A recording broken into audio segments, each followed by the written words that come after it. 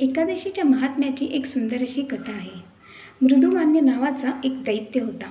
त्याने अतिशय कठोर अशी तपस्या करून महादेवांना प्रसन्न केले. महादेवांनी त्याच्या तपस्येहून प्रसन्न होऊन त्यांना अमृतत्वाचं वरदान दिलं. मात्र त्याला सांगितलं की तुझी मृत्यू एका स्त्रीद्वारे होईल.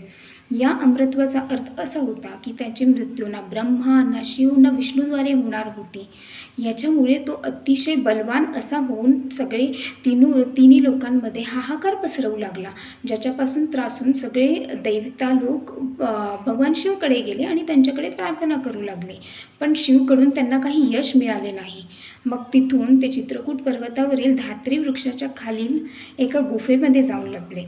त्या दिवशी आषाढी एकादशी असल्यामुळे त्यांच्याकडून आषाढी एकादशीचा व्रत घडला.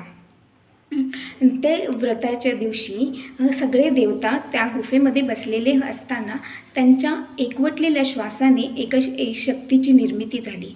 त्या शक्तीने त्या दैत्याचा संहार केला. याच शक्तीला आपण एकादशी असं म्हणतो.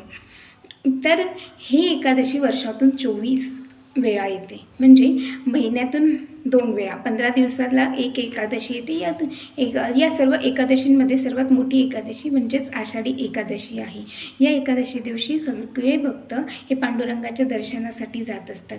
या एकादशीचं उपवास करून आपण आपले कित्येक पाप हे नष्ट करू शकतो.